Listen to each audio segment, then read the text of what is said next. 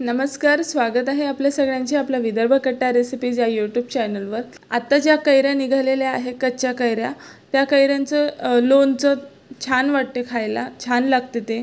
मला सुद्धा ते लोणचं जास्त आवडते, पण टिकाऊ नसते ते लोणचं। अगदी 4-5 दिवसासाठी 8 दिवसासाठी आपण बनवून फ्रीजमध्ये ठेवायचं असते आणि ते खायचं असते। खूप दिवस जास्त टिकत नाही ते। तर हे असं झटपट बनणारं थोड्याच प्रमाणात बनणारं लोणचं आज आपण बनवणार आहे। तर रेसिपी पूर्ण बघा, तुम्हाला नक्कीच आवडेल। तर इकडे मी 2 ते 3 साधारण कैरी घेतलेले आहे आणि त्याचे असे छोटे छोटे पीसेस करून घेतले, म्हणजे छोटे छोटे तुकडे करून घेतले। खूप मी हे कैरी कापण्याची वगैरे प्रोसेस तुम्हाला दाखवली नाही, कारण साध्याच कैरी आहे आणि त्या धुवून स्वच्छ मी कापून घेतल्या। त्यानंतर गॅसवर तवा ठेवला। तव्यावर मी थोडासा मसाला बनवून घेणार आहे। तर 1 चमचा मोहरी, अर्धा चमचा जिरं, 1 चमचा सौंफ आणि 5 ते 6 काळे मिरे हे टाकून घेतले। तवा आधीच गरम करून घेतला। खूप जास्त वेळ आपल्याला हे भाजायचं नाही आहे, साधारण अर्धा मिनिट हे यावर परतून घ्यायचं आहे। थोडंसं कडक आलं पाहिजे इथपर्यंतच, खूप जास्त आपल्याला भाजायचं नाही आहे। त्यानंतर हे मी दुसऱ्या प्लेटमध्ये ट्रान्सफर करून घेतलं। तवा गरमच होता, मी गॅस बंद केला, पण तवा गरम होता आणि माझ्याकडे ही मोहरीची डाळ होती। तर ती डाळ मी थोडीशी साधारण 2 चमचे मी गरम करून घेतली तव्यावर। गॅस सुरू नाही केला, कारण खूप जास्त वेळ ही भाजायची नसते, त्याने कडवटपणा येतो लोणच्याला म्हणून। तर आता हे जे साहित्य आपण भाजून घेतले होते, हे मिक्सरमधून अशा पद्धतीने मी दरदरीत असे काढून घेतले आहे, मिक्सरमध्ये फिरवून घेतले आहे। त्यानंतर ही डाळ पण छान थोडीशी सॉफ्ट वगैरे आली असेल तर छान, तव्यावरच मी गरम तव्यावर टाकून ठेवली होती, तर छान क्रंची बनली ती। त्यानंतर आता आपल्याला तेल गरम करून घ्यायचं आहे। तर इथे मी 2 चमचे तेल छान कडकडीत गरम करून घेतलं आणि ते थंड करून घेतलं। लोणचं बनवण्यासाठी, कैरीचं लोणचं जेव्हा बनवतो तेव्हा आपल्याला अशीच पद्धत असते की तेल छान कडकडीत असं गरम करून घ्यायचं असते आणि नंतर मग त्याला पूर्णपणे थंड होऊ द्यायचं असते।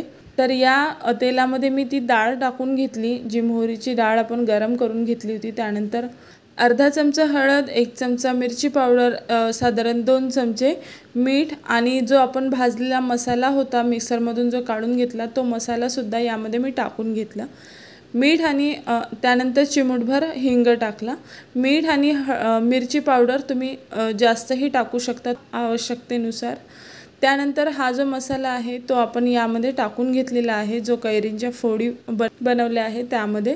तर इथे गूळ टाकून घ्यायचा आहे, साधारण अर्धी 1 वाटी। त्यानंतर 5 ते 6 लसूण पाकळ्या टाकून घेतल्या मी, छान लागाव्यात यासाठी, आणि हे छान मिक्स करून घ्यायचं आहे आपल्याला। तर आपण खूप जास्त टिकाऊ हे लोणचं बनवणार नाही आहे, त्यामुळे मीठ आणि मिरची पावडर मी हे बेतानीच टाकलं। जसं की आपण वर्षभर जे टिकवण्यासाठी लोणचं बनवतो, तर त्यामध्ये मीठ हे जास्त प्रमाणात टाकले जाते। तर इथे मी मीठ साधारण आपल्या चवीनुसारच टाकलेलं आहे, तर तुम्ही तुमच्या चवीनुसार टाकू शकता, आणि मिरची पावडरसुद्धा सेम। तर हे छान मिक्स करून घेतलेलं आहे आणि आपण इन्स्टंट असंच सुद्धा खाऊ शकतो हे, किंवा तुम्ही रात्रभर हे छान बाहेर ठेवलं झाकून, तर रात्रभरात त्याला छान आणखी गुळाचं आणि मिठाचं पाणी होऊन छान रसा होतो आणि ते लोणचंसुद्धा छान लागते। तर हे मी पूर्ण रात्रभरासाठी हे झाकून असं ठेवणार आहे। आता आधी छान मिक्स करून घ्यायचं। आता हे पूर्ण मी मिक्स करून घेतलेलं आहे आणि असं एखाद्या प्लेटनी कवर करून छान झाकून ठेवायचं। याला हात लावायचा नाही शक्यतोवर, आणि हे लोणचं आपल्याला पूर्ण तयार झाल्यावर सुद्धा फ्रीजमध्येच ठेवायचं आहे। बाहेर जर ठेवलं तर खराब होण्याचे चान्सेस जास्त असते, कारण हे ज्या कैऱ्या आहेत त्या खूप जास्त पकलेल्या नाही आहे, आत्ताच्या कच्च्या कैऱ्या आहे। आणि हे तुम्ही बघू शकता दुसऱ्या दिवशी याची पोझिशन, दुसऱ्या दिवशी छान याला रस्सा आलेला आहे, तेल वरती आलेलं आहे आणि खूप छान असं लोणचं दिसत आहे। तर हे लोणचं साधारण 8 ते 10 दिवस आपल्याला पुरावं इतकंच मी बनवलं, आणि कारण हे आपल्याला फ्रीजमध्ये ठेवायचं आहे आणि खूप दिवस हे टिकणारं नाही आहे।